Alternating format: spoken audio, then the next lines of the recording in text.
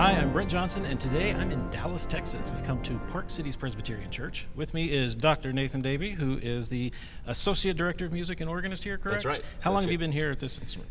This is my 8th year now. It'll be 8 full years come August. All right, well, tell me about this beautiful organ. What do we have here? We have Jack Beathard's Opus 150. Okay. The Schoenstein Opus 150 from the year 2007. The console in the loft only plays the gallery division. Okay, so you can't play any of this from up there. No. All right. No, it would be fun sometime. But what you can do actually is a duet.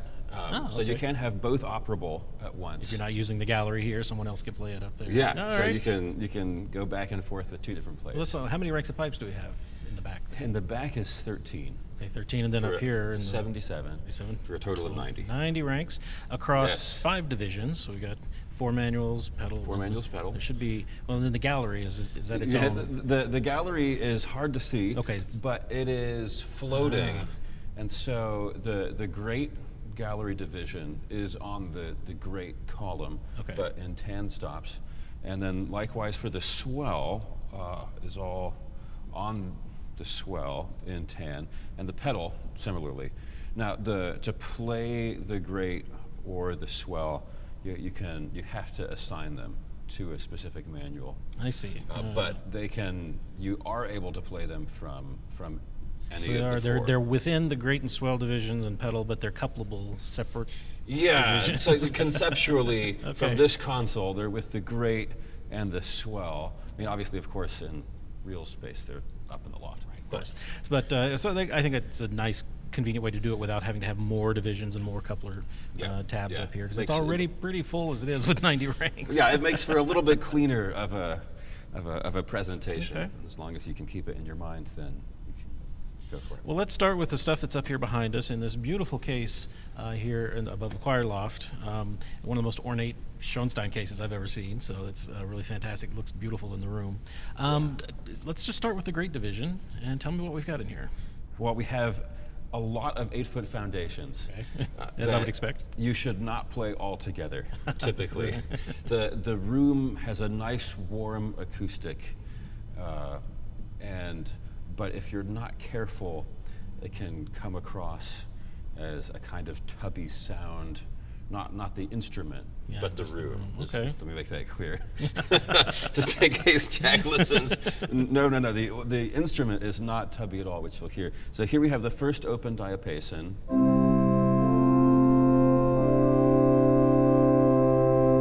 And the second.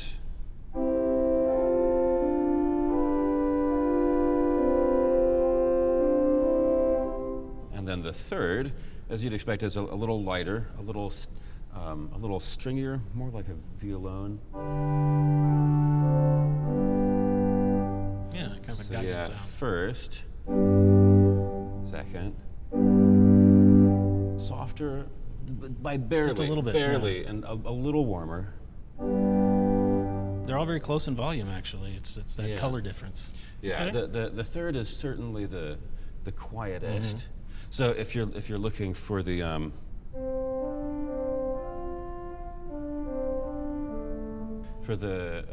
if you're looking for a kind of slightly more prominent salitional-ish sound, that's what you want. That's Okay. the one. So let's build up the chorus. Usually, I typically base a chorus on the first open diapason. Every now and then I'll do that. But so here we have the.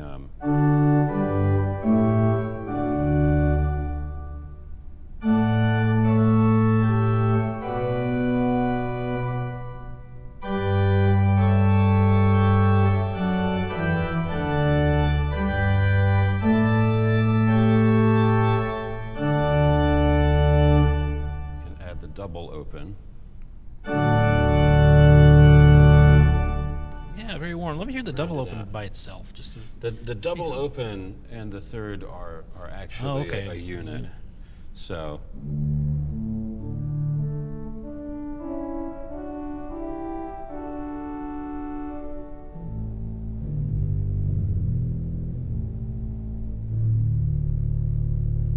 Nice edgy 16-foot there. Yeah, I like it. And a lot of this is actually what's In in the facade. Okay, all right. So those are our principals. Principles. Principal Yes. chorus there. What? Tell me about the flutes in this division. We have Yeah, a handful of flutes. So the harmonic flute, also playable from the great manual individually, are some of the solo sounds. Okay. So I'll leave those be for a little bit. But we have a harmonic flute in the great, which is really lovely, a nice warm body.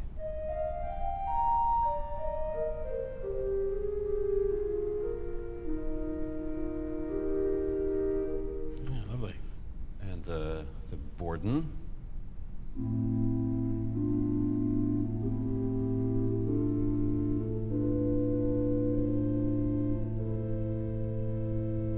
To which you can add the chimney flute.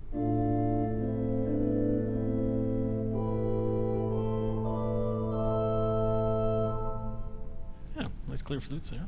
Yeah, Big sound. Yeah, very. A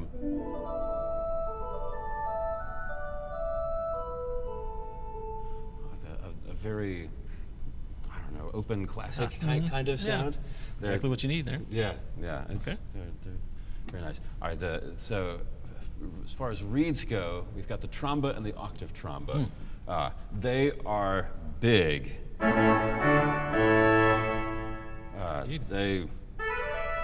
I typically reserve them as chorus reeds, at least, for the final chord. And if I want a little bit less, like purely volume-wise, for a great chorus reed, I will couple down the solo tuba. Oh, really? And so that we had this. So there's the small tuba and the tuba magna. Okay. The big tuba. So the tuba and the ophicleide are both enclosed. So I can. So you can close the reed down. Yeah, as I can opposed to close the these. reed down a little bit.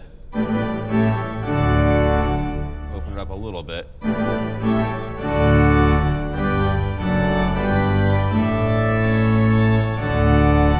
See? Okay. Whereas Yeah, it really sails over it. the tromba demands to be heard a little bit more than the tuba. Well, every now and then you need that. You Sometimes need it is exactly what you need. But for accompanying a hymn, if I wanted to have like if I wanted to like the final few chords of a tune, I probably wouldn't bring in the tromba unless it was Easter. Okay. Now, is the octave a unit with the tromba, or is that a separate rank? It's a unit Okay. with the tromba. All right. Well, that's our great division then, save for the gallery, which we'll talk about later. Great. Let's just stay on this side over here and talk about the choir division. Yes, the choir is Large choir. enclosed. It is a large choir. The open diapason is very lovely.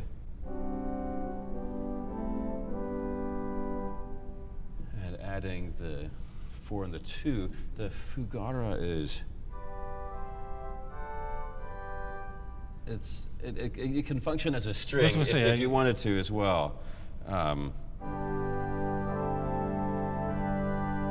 always curious because I run into situations where the fugara is supposed to be a string, and that's really what, or it's just kind of a Right. thin principle. For your Yeah, and so diapason here. this does double duty. Okay.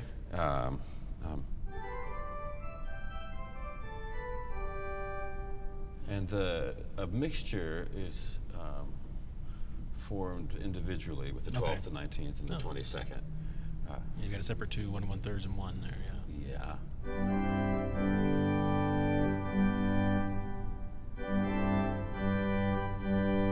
I guess if you really needed that to scream, you could even super couple and You get could. a big bright. I have not done that. The 22nd actually. It's rare that they go leaves all the way off up. So we'd only. It only work for the low end. I Yeah, see. it would. Yeah. Okay. So. That's bright enough as it is. Yeah, yeah. So the Lieblich gedeckt is very quinty.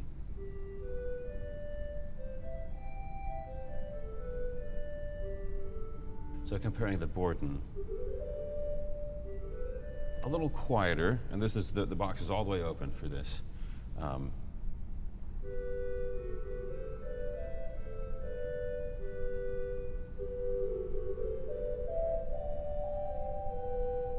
Yeah, very different quality, very different sound. Yeah. Okay. The concert flute is very lovely.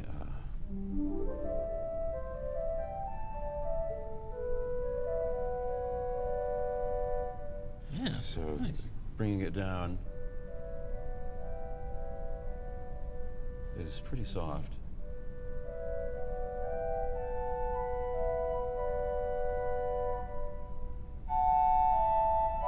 By comparison, the great harmonic flute. Yeah. Okay. It's nice to have that contrast. Yeah, and the strings compared to the swell.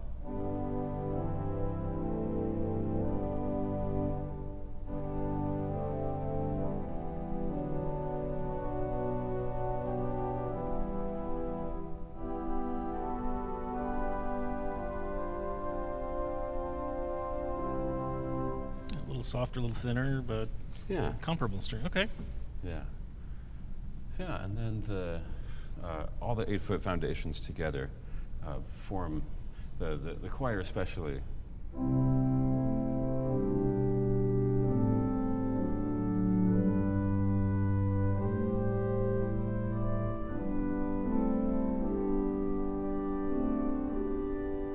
Lovely. Yeah, very nice. Okay. And Great then- accompanying division, of course. Oh, of course. A cornet.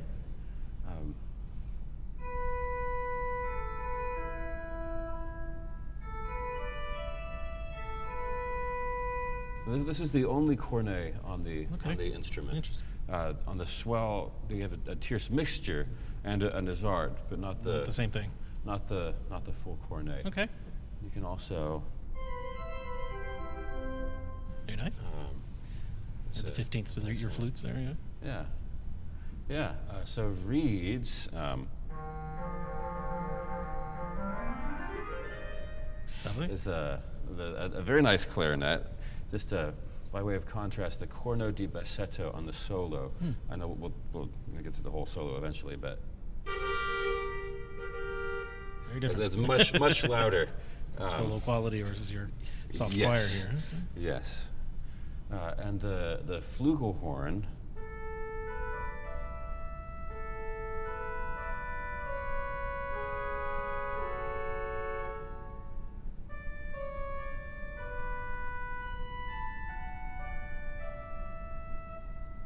What a lovely color. So that's the swell oboe, and it's clearly not an oboe. You're right. But it has a little bit of that sound. The choir is the only place where you have a gallery stop Oh. that's not housed in the gallery division, so-called at least.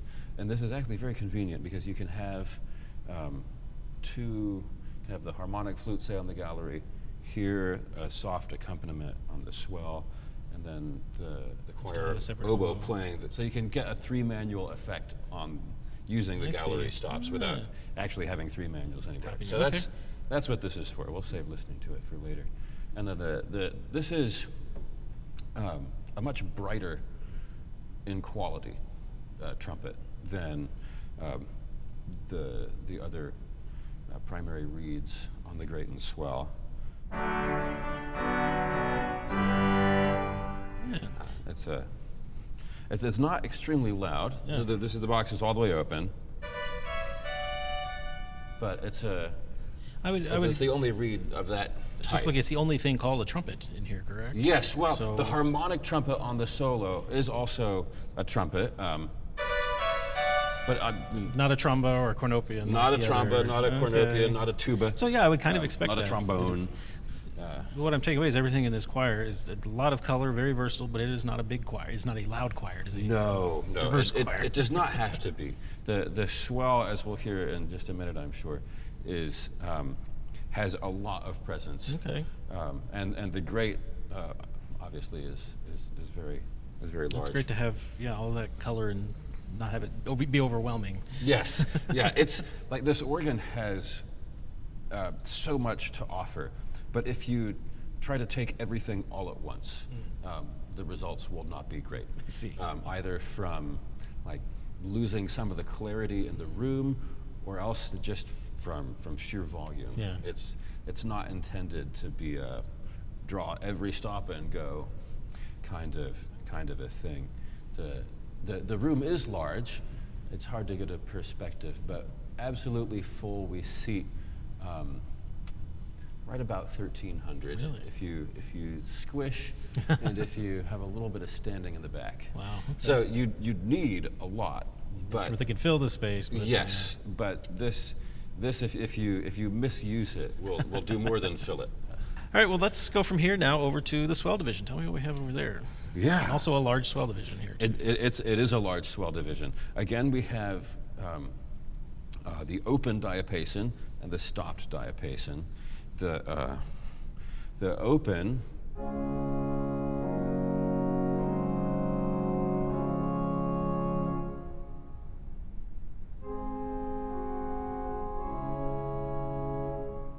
is a bigger sound. Yeah, a little bigger than the choir.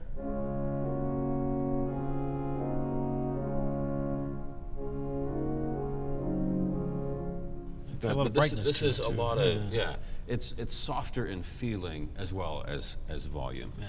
Stop diapason is very nice.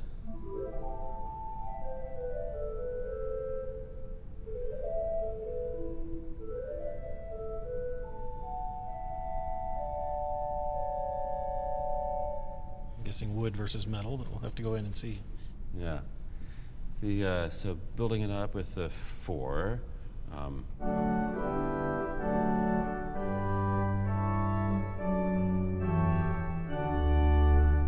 2. And the tierce mixture is a little bit softer. You can hear, unique sound, you can hear yeah. the tierce. And then the quint mixture can be very loud.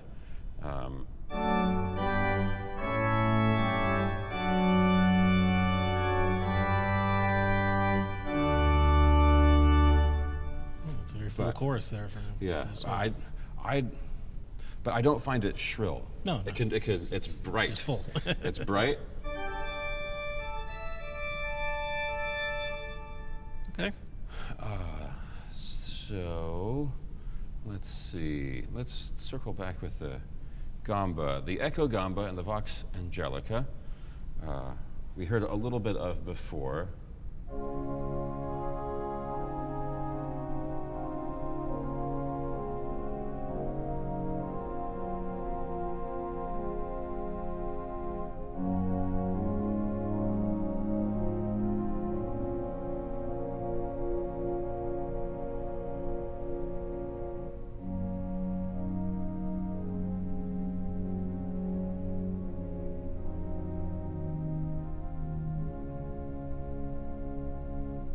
Yeah, very nice, very warm. Yeah, and the flauto dolce with the celeste. There's a little bit of this in the Finzi, but it's hard to.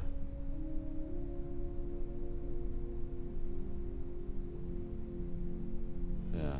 So here in the swell, this would be a good moment. We have the first doubly enclosed stops that we've run across. So the great has no swell shades. The choir is enclosed, but the swell, the solo, and the gallery all have various stops in a secondary box. Okay.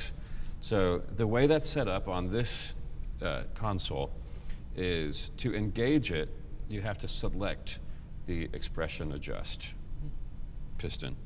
Otherwise, the inner box will sit at, I think, about 70% open. Okay. So it'll give you most of what there is, but not the full range. Okay. At least at the loud end. On the soft end, you have a lot more to go if you engage this. And unengaged, every swell shoe is exactly as labeled. Okay. Gallery, choir, swell, solo, crescendo. With this engaged, every swell shade must be assigned to a shoe. And so we have the gallery outer box, an option for the choir, the gallery inner box. So right now I have that set up. This is one of the most basic ways you can set it up at this point, just for ease. Like obviously you have a lot of range for various expressive needs, but just at its most simple, for easy demonstration, I have both gallery boxes assigned to the gallery shoe, so that the inner and outer then both open together and close together. And so the choir, the swell inner and outer, and the solo inner and outer, and then nothing is assigned to the crescendo pedal. But say if you wanted absolutely all swells to swell, you could assign everything to the swell. If you wanted, so say for hymn accompaniment, we'll often do a setup like this, so that you have swell, gallery, and choir on the swell, and then the inner box of the swell to the left, the inner box of the gallery at the far left, the inner box of the solo at the far right, and the outer box of the solo, where you'd expect to find it. Yeah. So that way you can like take the edge off these, have the solo, and then a kind of all swells, and then for special moments, like at the end, if you really want to elevate everything, you just give it that final, final 20% or so. The way you've got it set up here, your swell is controlling everything at your normal boxes, but you've got your inner boxes on these extra pedals, and that's how you can kind of fine-tune some of those biggest. We should probably say that what do we find behind the second shade? Right. So behind the second shades, you typically find the quietest stops and the loudest, with some exception. So in the swell division, we have the flute celestes, doubly enclosed. So I'll start fully open and then gradually shut the outer box, and then close the inner box. Okay. See how that sounds.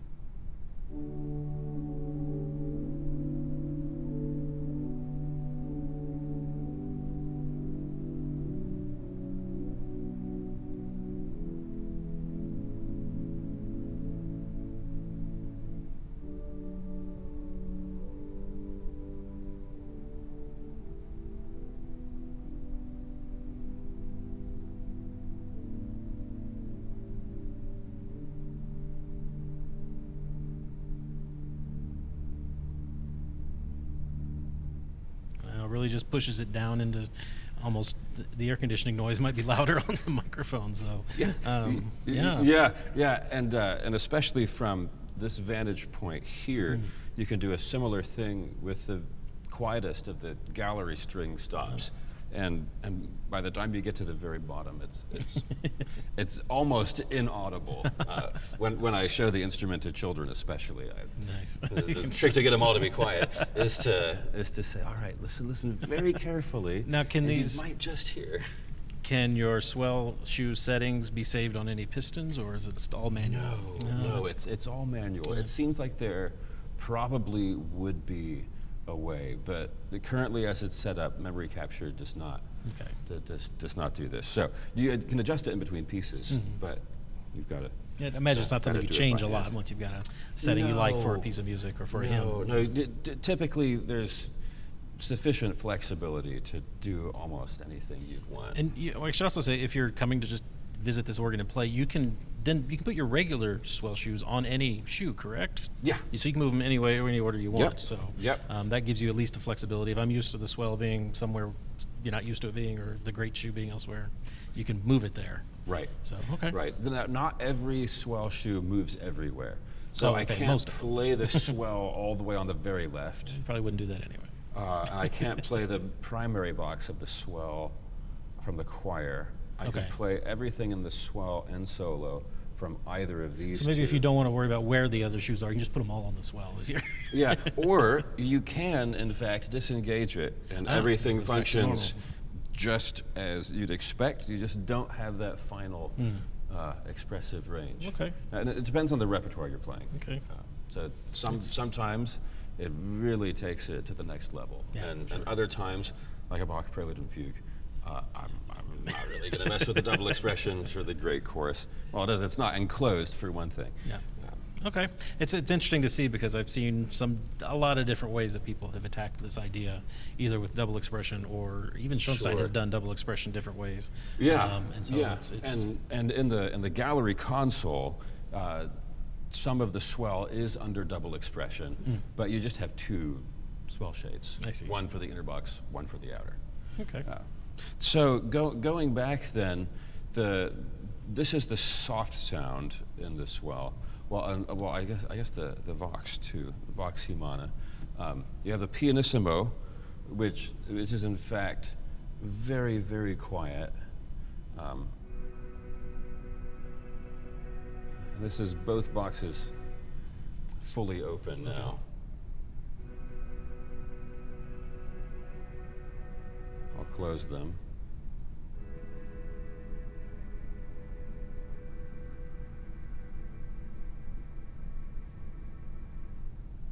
Oh. And so mezzo forte.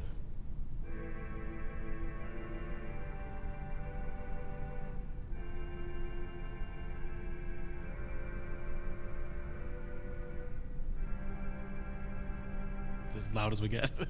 Now, is that the same stop in different forms of enclosure, or so it's got its own box that opens for piano or mezzo piano? Okay, we'll have to look at that. Yeah. So the reeds now. I'll start with the reed chorus because it's quite the sound. Indeed. Wow. And that's everything open. So the cornopian by itself.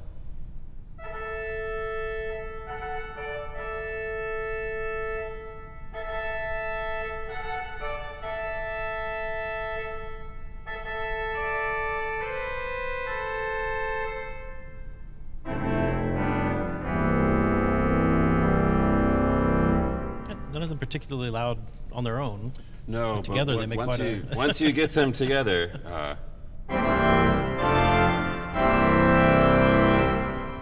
And of course, you can take a little bit of that edge off in some circumstances. Okay. So. And so all of those are inside the secondary expression? Yes, all of these are inside a secondary box. Okay. So the oboe, we heard just a little bit of it in contrast with the flugelhorn, but here it is again.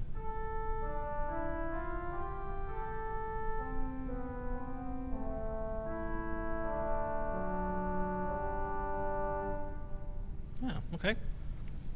Lovely color. All right, is that all our swell? That Get to everything? Well, the Lieblich-Borden is an extension of the stop diapason. So it goes down to 16. But we could have the full effect of just the foundations. Might be a nice thing to hear.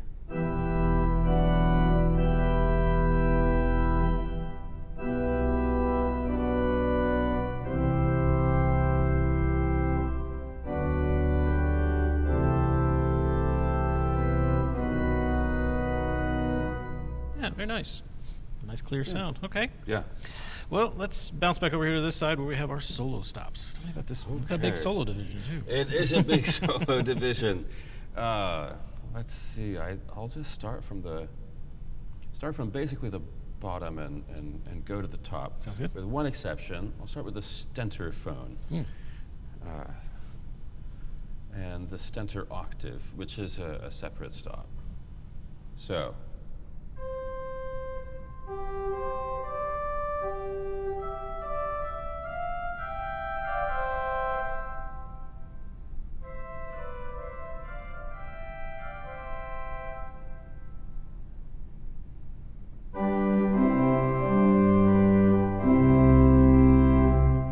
Very nice.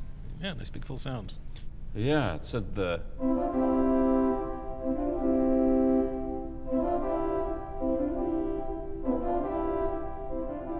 So again, different. You can say so many amazing different diapason sounds here on this instrument. Yeah, and you can see why it's tempting to use all of them at once. And actually, since we've had this, let's actually hear everything together. I'll add in a little pedal for balance, but it's all right. This should be every 8-foot foundation sound.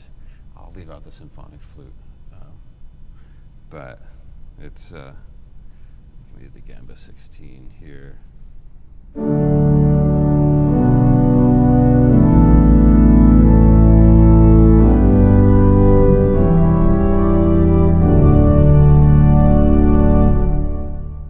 Yeah, it gets a bit.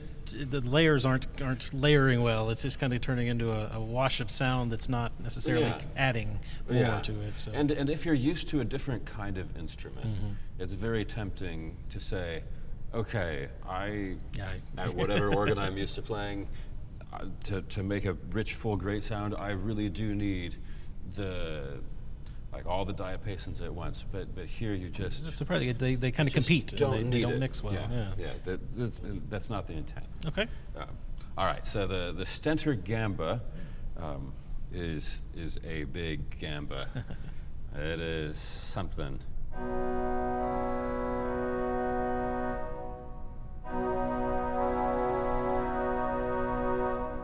Then comparing that with Swell. Yeah, very different. Okay. Yeah. You have the very, very soft.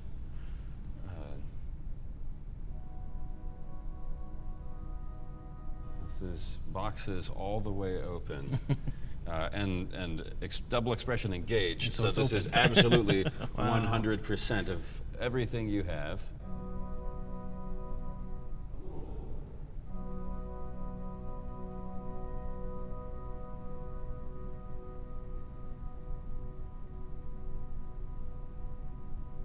Wow.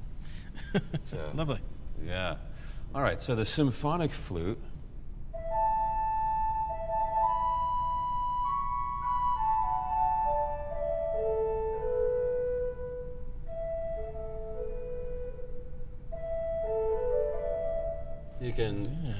You can almost hear someone playing a flute with a little bit of the speech noise that's continuous. I'm curious to hear the low end of that.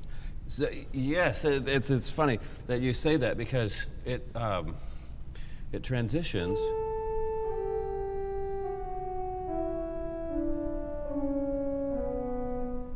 into a string. Yeah.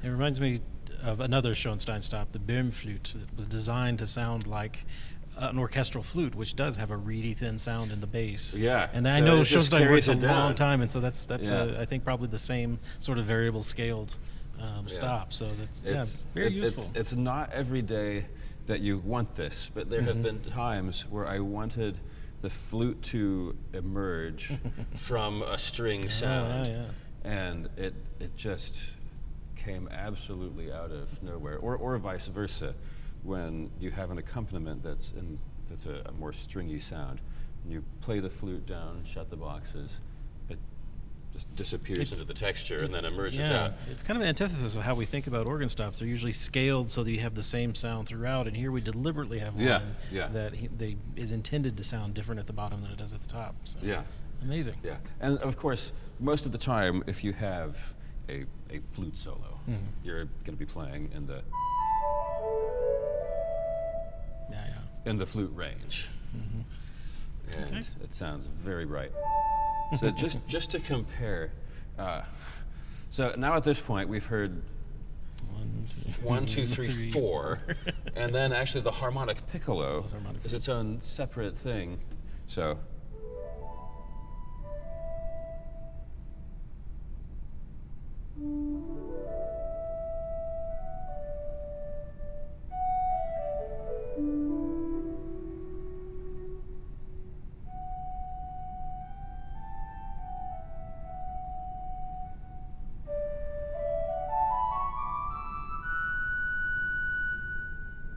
Yeah, amazing.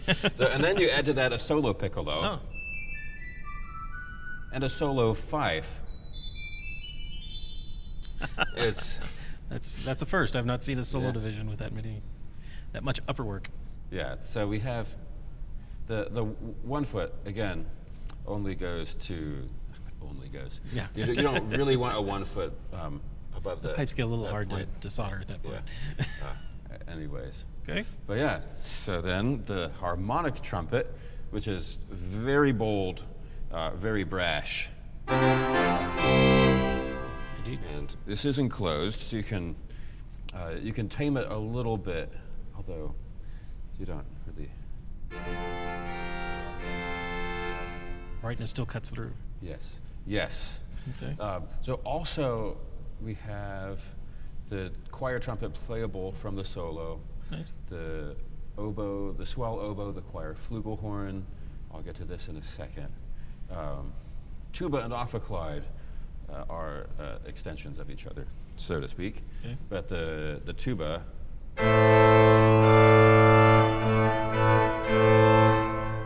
Nice big sound. Yeah, and then both together. Wow. You can close that all the way down. Sounds like it's in another church. Yeah. It's Yeah. amazing. So and this is doubly enclosed. Yeah. So you can really hear the wonder of that. of this concept at work in this stop in particular. Okay. Because you can, like, if you want a very quiet, and that you could almost add that to the choir division accompanying the choir. I don't know why you'd want to, but it would not overpower. Right, yeah. And so you can use this as a solo tuba kind of sound.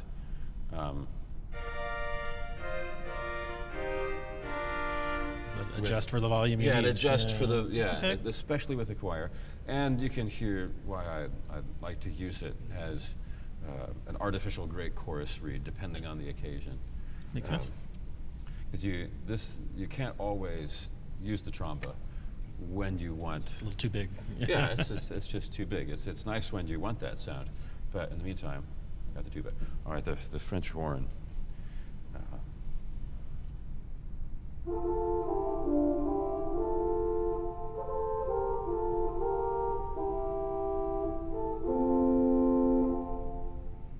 Nice big French horn.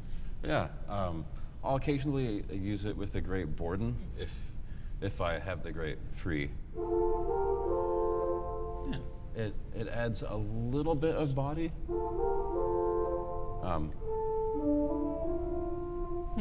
Interesting. It depending on tuning.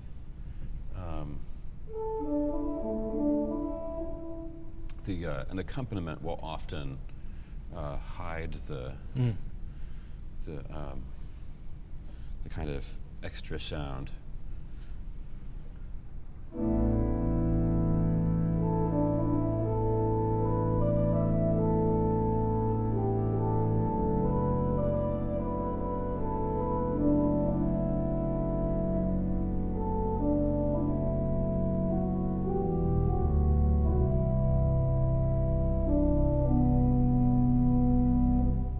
It's interesting. French horn is not usually one of those I think that ever needs or can benefit from adding more foundation to it, but there it works.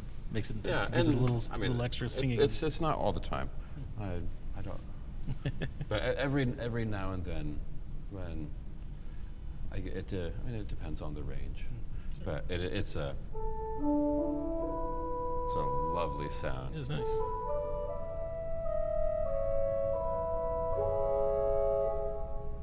Okay.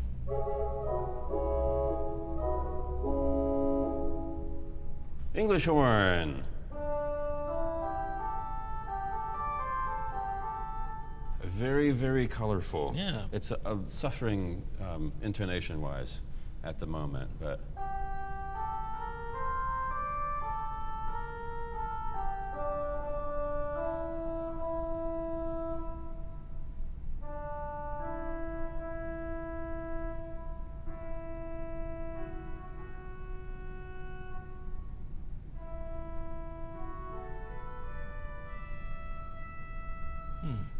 What colorful reeds here, yeah. Yeah. Okay. All just a little bit different. All Okay. right, this is fun. This, yeah. The Swell Tubin takes all 3 Swell reeds and unifies them at the octave. Let me see. So that you have quite the fun chorus. And so you can actually couple that down to the Swell 2. I don't think I've ever done this. So I'll play just one note by itself so we can hear. So that's all 3 Swell reeds, but they're playing a unison pitch, even though. exactly. So it gives you an artificial tuba sound, an 8-foot sound. Right. Yes. And I actually know the origin of this because do you? Jack Betharge wanted on an organ to be able to simulate the trombones in Wagner.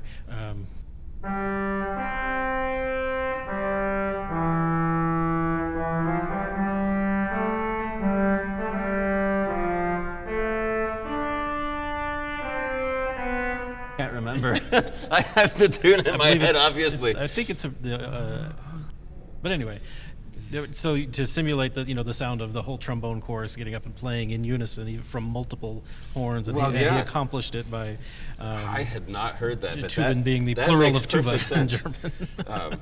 Because you don't always want to say, okay, let's couple the tuba to the cornopian, and like if you wanted to add the tromba, it would probably not balance. But also there would be 3 manuals, and you can't use the rest of the instrument. But wow. Okay. All right. Well, final for the manual stops is the big tuba indeed. This is not enclosed, but this is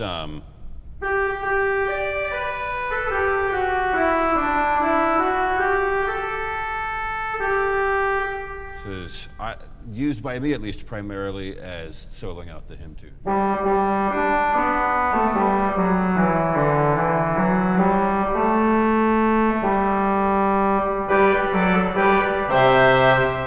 That's a big tuba. It is a big tuba. How does that sound compared to the great tromba, which itself was also pretty big? So.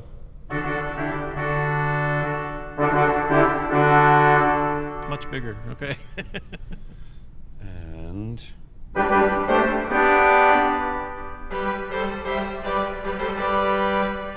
Okay, so yeah, that's for those special moments when you need something that will overplay everything else. Yes, you don't want to overuse it. Yeah. Or it loses its excitement. Yeah, fair. It just becomes oppressive. Okay. But yeah.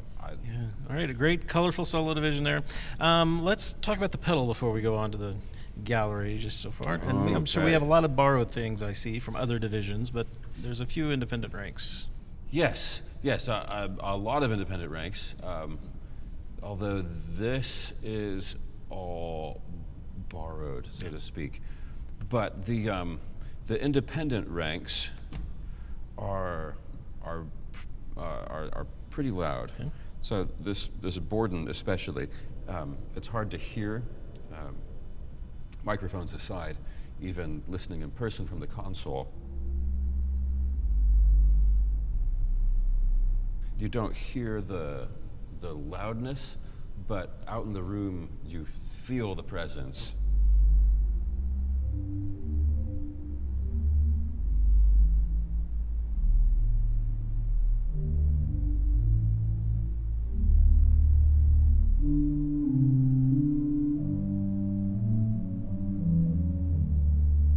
So accompanying one or two stops in the swell, this is a little bit richer than you need, and thus all these smaller 16s borrowed. Things that can be enclosed too. Yes, are very, well, it's true.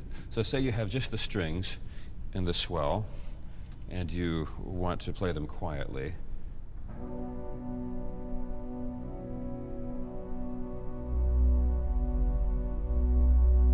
It's a little. From here, it sounds about right, but in the room you feel this boom, boom, boom. A little too much. That's okay. just a little bit more typically than you want for the very most quiet sounds. Okay. But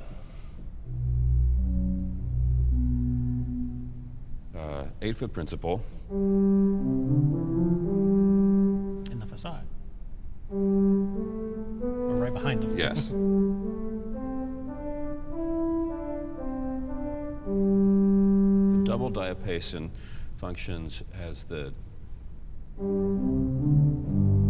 frequent foundation builder.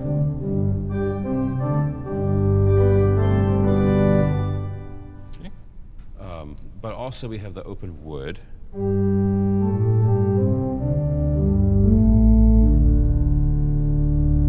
And the gamba.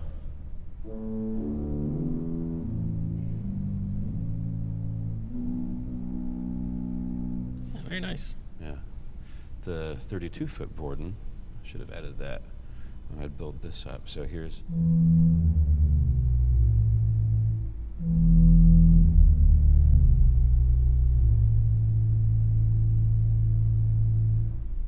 That's the 16 continuing down into 32. Okay. yes, and then here's where it becomes a result. Ah.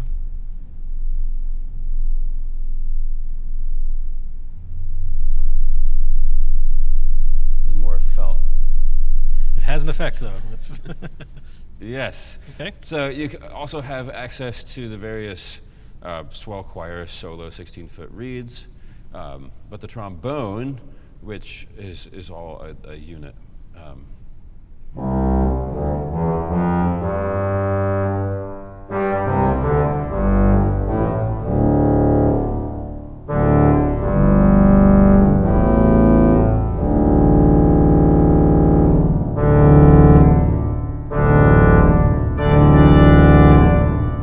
Very nice. Yeah. Yeah. Big piercing sound there. Okay. Yes, and then so you have the solo 4-foot.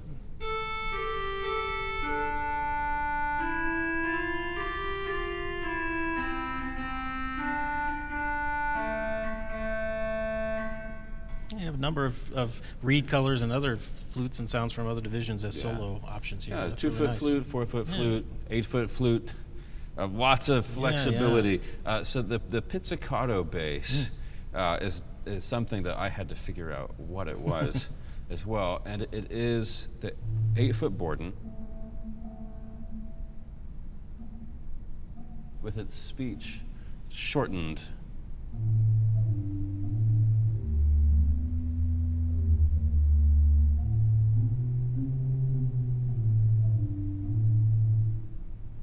So it's all it does when you bring it on is it just adds that 8-foot, Yep. And so, Shift. of course, if you have the 8-foot Borden, and it takes it off. and it doesn't do anything because It's an interesting choice there, but all right, I like it.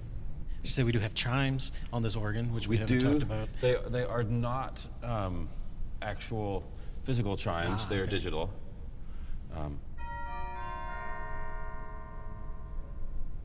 And then Yes. you also have some other digital things for. Yeah, the harp and the celesta. So the harp. Same thing at Handy the little 4-foot sounds to pitch. have. Yeah. Very lovely. They're enclosed in the solo division. Okay, well, let's talk now about the gallery. We have great Okay. swell and pedal gallery divisions. Yes. So as I mentioned before, they're floating in actuality of playing. Okay. Even though it says in the Actuality of great. playing. Yeah, they're in the grate, but of course they're on one side and the other up in the gallery. So conceptually they're in the grate, but they have to be assigned, and you can assign them to any manual. So for now, I'll keep this on the grate. The pedal just plays when you have it on. Yes, it's going to play. Because you're not going to play the pedal from anywhere else. Although you do have a pedal to choir, Oh. which And that affects the entire pedal division the gallery entire organs. pedal division goes up to the choir. Now, is it a full, does it couple everything, or is it just the bottom, like a pedal, an automatic pedal sort of situation where it just plays the bottom notes? It couples everything. Okay. So you can Interesting choice. Okay. play a big chord. I mean, you'd only use it when you wanted to play a single line. You're right. Unless you wanted to cheat on some big I guess pedal if you have solo. something that's the left hand is actually a more bass part, like some Bach pieces and the melodies in the pedal, you might want a pedal stop on the grid. Okay. Yeah. So I've convinced myself. It's a good idea. I use that occasionally when we have a small orchestra and we want to beef up the bass sound in the orchestra a little bit. And so I'll read off the double bass part. And if I don't feel like figuring out pedaling for a more complicated part, I'll just put it up to the choir and play it. Okay, that's fair. So that's I think the only situation in which I've used the pedal to choir. Okay. Well, that was a digression. Back to the grate, we have in the gallery open diapason.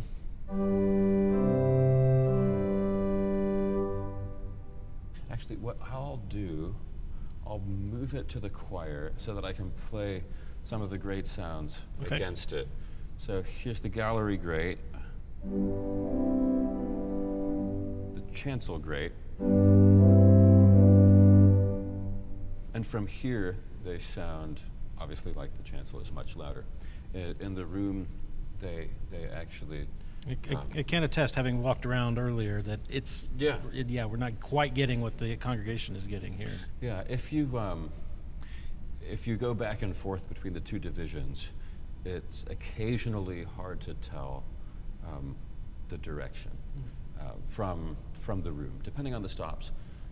If it's a very similar tone or timbre, then you might be momentarily confused on account of the resonance of the room. Am I hearing this coming from behind me? Believe that. Yeah. Especially if you're sitting near to the front. Okay. So we have the full chorus.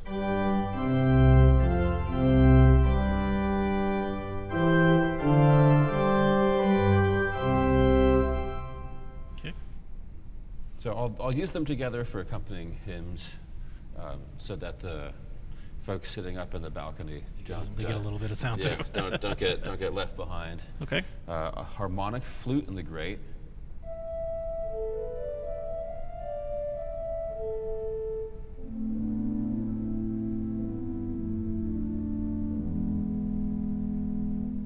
Another harmonic flute in the organ. Yes.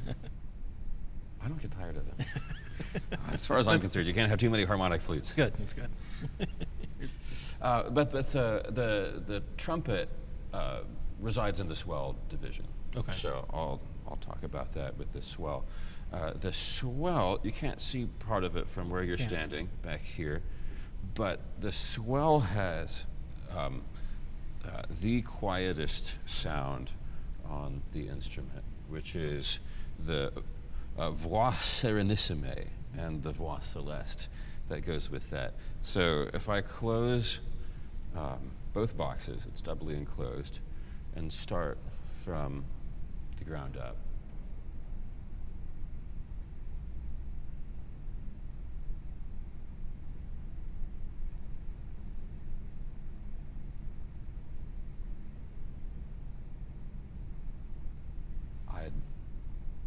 You playing it yet? You can barely hear it come alive. A little bit. And it's of course easier when you're in the room.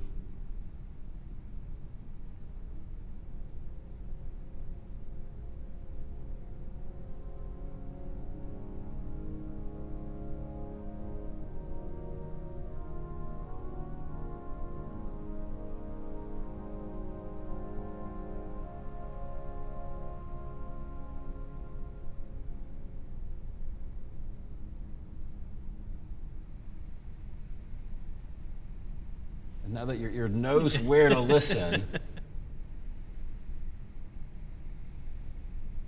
you can barely hear that D flat tone. It's really soft. But that is it is very, very quiet. Okay. It's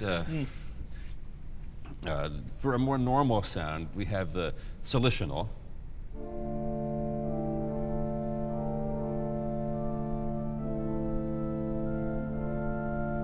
The 4-foot solisette.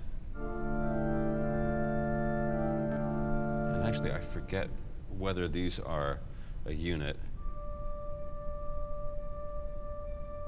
Sounds like it. Yes. The chimney flute, now the 15th, I'm not sure either. Yes. All right, so we have a unit here. The chimney flute is also a unit, Borden 8. 16, 8, and 4. But this is a very nice stop.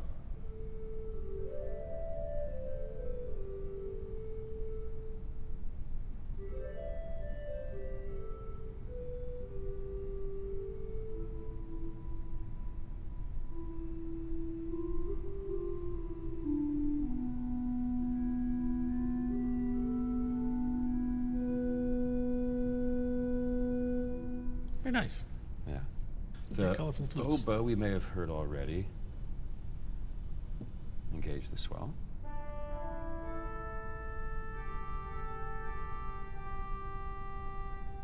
So again, you can play that from here.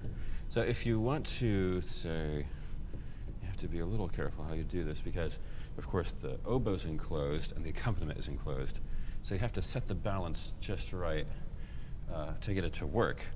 But you can say,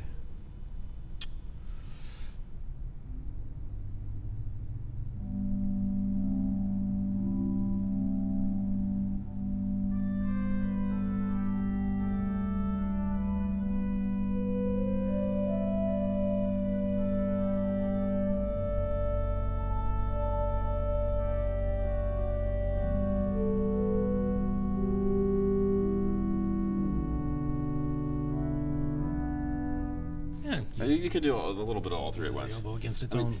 Typically, of course, you go back and forth. Yeah, all right. Yeah. And then we have that trumpet. We have the trumpet. We have the trumpet. This is a harmonic trumpet. Harmonic trumpet.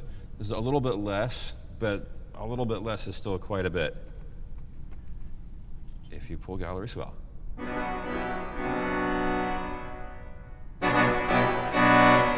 But you can. It's of a piece. Conceptually. It has the brilliance. Indeed. You can couple it up at the octave.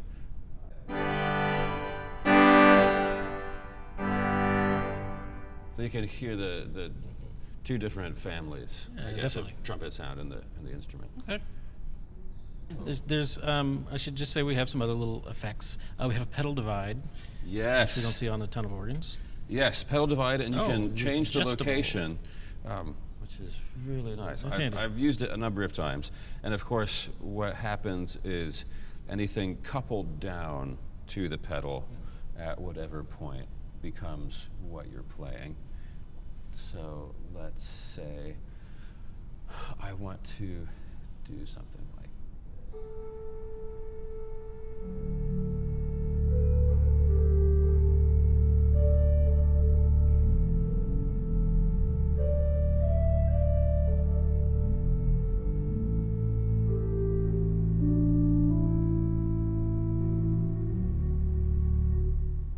So you can move that. You can move it up to here. Divide point up to. Yeah.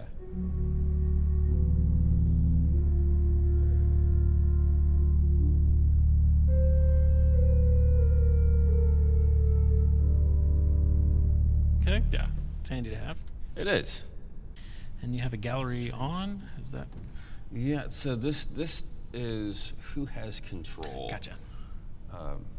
So typically, whoever turns on the console last has control of the expression of their instrument. That makes sense. So if we're playing a duet, someone goes up to the console and the gallery turns it on, they have control until I say, Wake all it up. right, I see. Well, that's good. That's smart. I'm taking back control here. It's one of those things that somebody discovered on accident one time.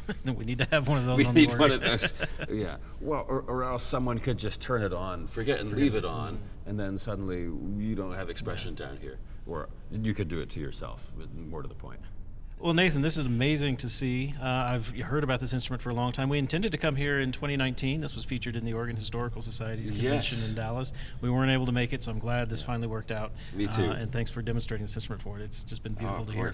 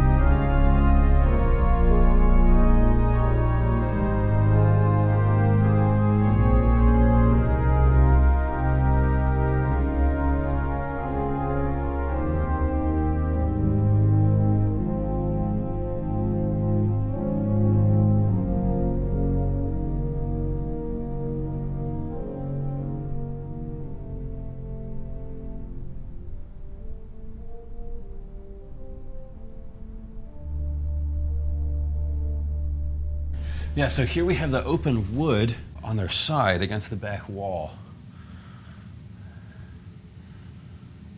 Clearly labeled as open wood there. And then just behind you, we have the pedal reeds.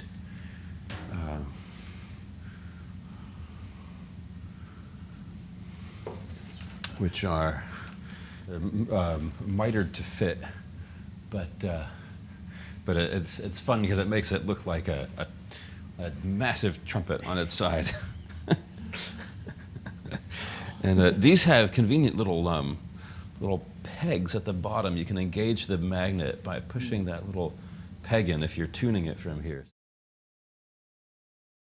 Up and over.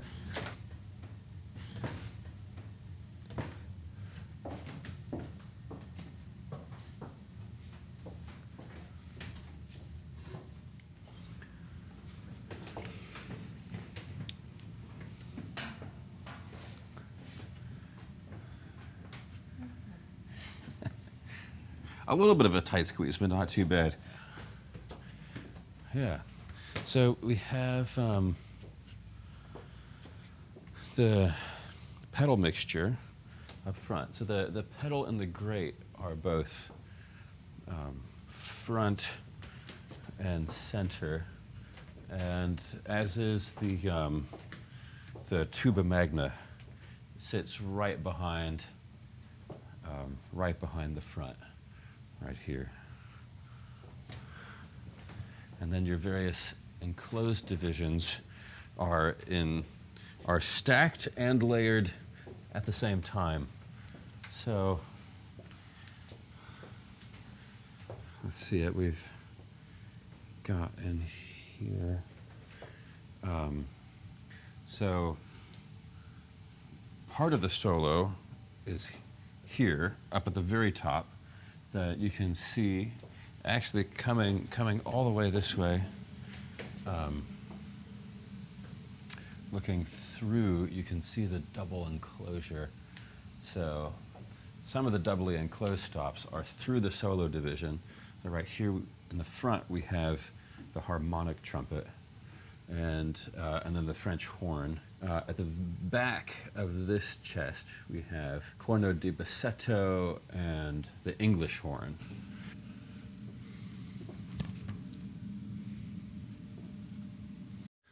Yeah, so here we're in the upper half of the solo, the upper front half to be more precise. We have various reeds that are not doubly enclosed. So the harmonic trumpet, the French horn, the corno di bassetto, and then the English horn are all in this area. And immediately behind, and I've left the boxes only partly open, unfortunately, but immediately behind is the smaller tuba. The tuba and ophicleide are behind here. So you have the double enclosure system. The rest of the solo is actually one level down immediately underneath us, or in the case of the tuba magna, just right in front and center.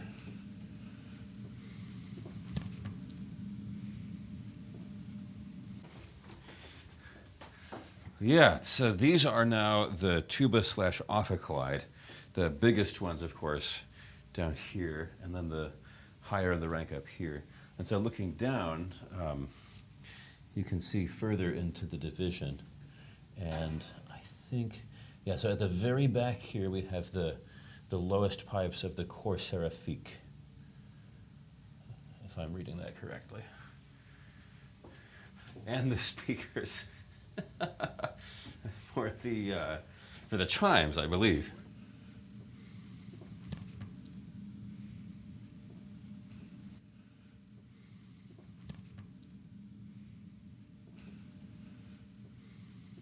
Yeah, that would be then the choir.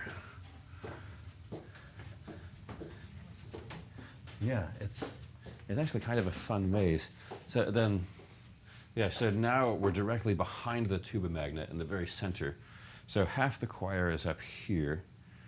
And then part of the choir is down below too. Yeah, clarinet, trumpet, flugelhorn, the voix celeste, the concert flute.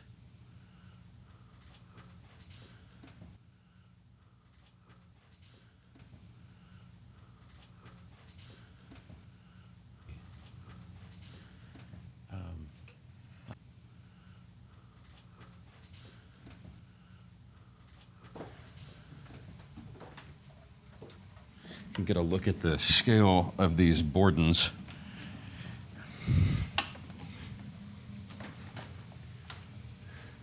So this is the pedal 32-foot contraborden going down to its lowest note here. And let's see, I know there was part of the open wood over here on the high end. These pedal stops are a little bit, so here's more of the contraborden. And then, but then part of the open wood is right where we first came in too. So, and actually, if you poke the camera around, and you can actually see, yes, in fact, the open wood is open.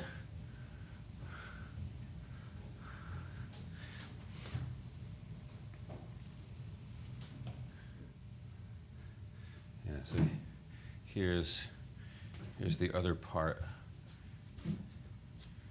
Here's now the top end of the Bordens, and their stoppers have, for scale, pretty big rope handles. And you can see the idea is that you climb up, because there's a handle that's, you can't really see up here. You climb all the way up to tune them. So here we're in the lower front half of the solo. So you can see this is the solo piccolo, and then the gamba celeste, stentor gamba, and the symphonic flute. Note that the stentorphone and the stentor gamba, here's the gamba celeste. That's right. So the stentorphone separates the two of them. This symphonic flute is very large scaled until the bass, which is very stringy. So.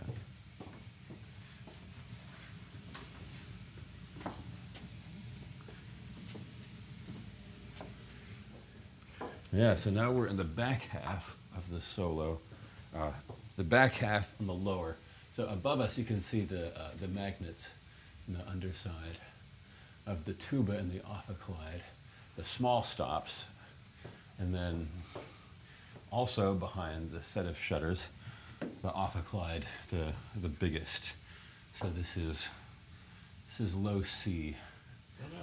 But I mean, there's a lot back here, but still, you don't feel super cramped.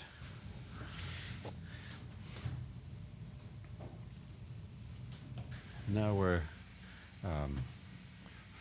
forward in the case, just behind the facade here, which is at this point the great double open diapason in various arrangements, and this is part of the great. So you have the first open diapason, part of it, the harmonic flute, the chimney flute, and then more of the great is through here with lower stops of the Borden and the harmonic flute. This center part is the hardest to get to. You have to go up and over or down and under this structural support. So, boy.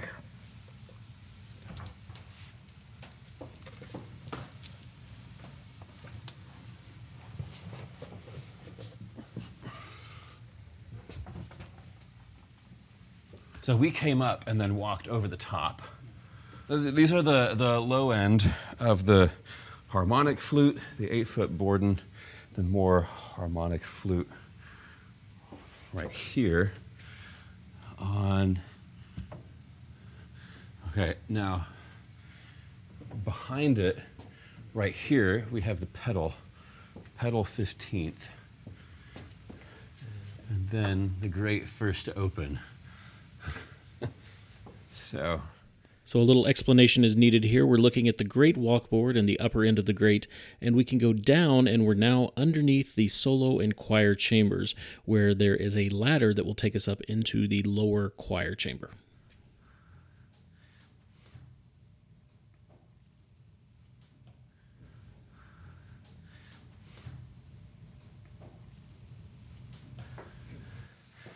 yeah, so the lowest stops here of the choir are against the back,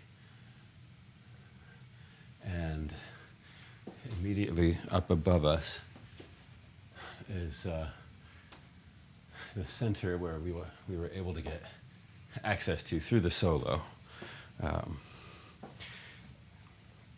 And so we have various parts of the choir division, the 16-foot of the string, the flutes 4 to the Lieblich gedeckt with very long chimneys, and the tierce in the center, Nazard on the outsides.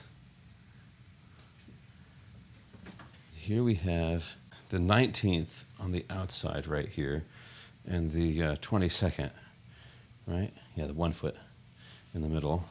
4 foot, 12th, the 2 foot, the 12th, 4 foot, open diapason, all your big pipes in the back. Yeah.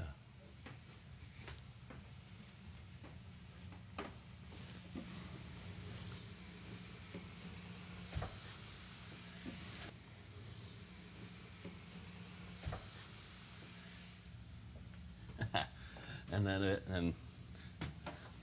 can see the end of the swell Borden sticking out underneath.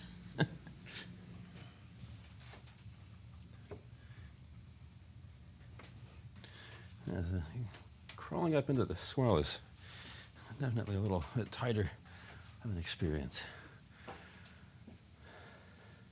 So yeah, we have the echo gamba, along the edge here, the 4 foot harmonic flute, and the very top of the swell Borden up here.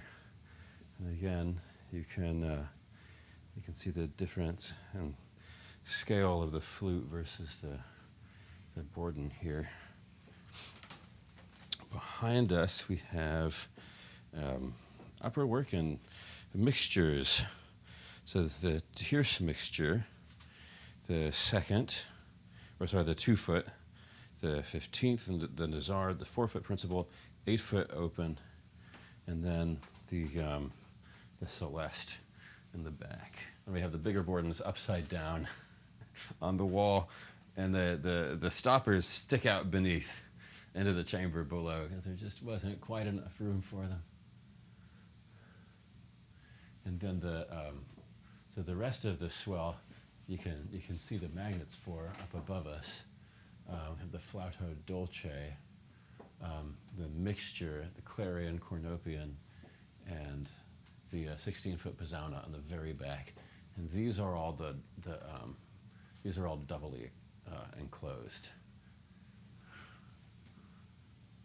Straight up.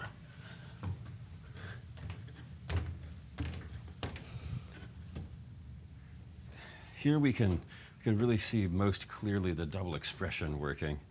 Here we have the outer box right here. And then looking through this door, here we have the inner box. So everything It's in this division of or this part of the swell that we're about to go to, is the doubly enclosed portion of the swell. So these are connected all together, straight top to bottom. These swell shades, so that they open and close simultaneously. But then these are separate on the inside.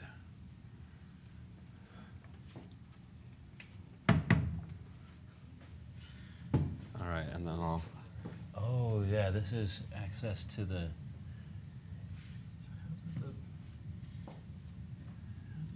You can see why they're so very quiet.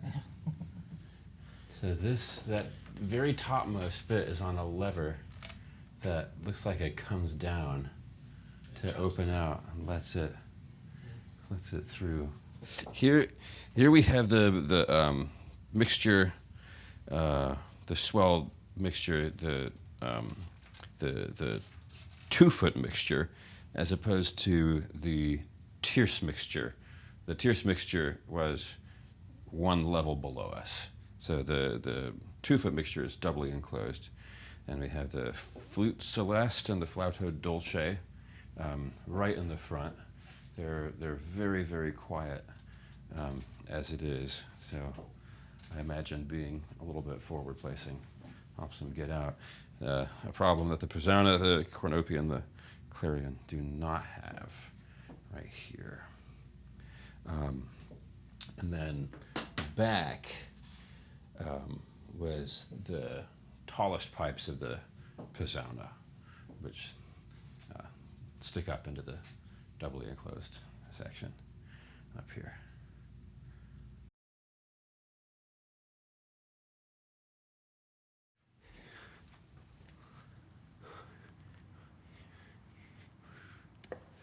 Yeah, you can see up in. This is the grate. It's much less full. Yes. Yeah, you can see the console is set up much differently than downstairs. There's a lot more duplication of stops across manuals. So you have a large part of the swell playable directly from the grate. Anything you might need to accompany, say, the oboe, you could play on the grate, and then everything in the pedal except the diapason 16 is duplicated from the swell or the grate here. So let's have a little Bach.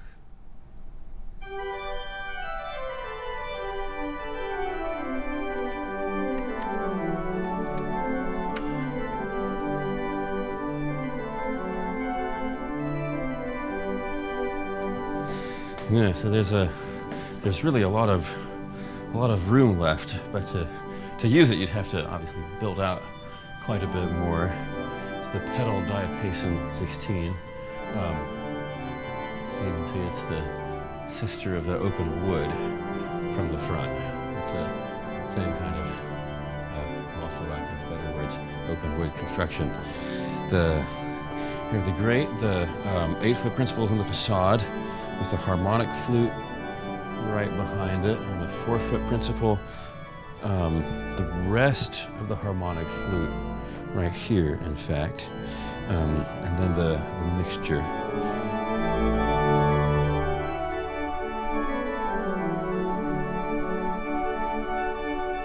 It's just a little easier right at first, and then it gets a much more crowded top. So here we're in the outer box portion of the swell. Surrounding us are the oboe, the lowest notes right around, then the smallest pipes of the Borden and solitional, with the largest pipes of the Borden actually being a fixed to the ceiling and speaking right down with their tops turned depending on how long you need and sticking out into the inner box, which is right behind us. Right. Here we are in the inner box of the Swell. This is the inner shutters. You can see just out through the front over here. And so we have the harmonic trumpet and then the softest of the strings, the voix serenissime and the celeste. And also you can see of the several longest 16-foot Morton stops sticking in. So they speak in the other chamber, but they needed to run across the ceiling for space. This is definitely one of the tighter fits.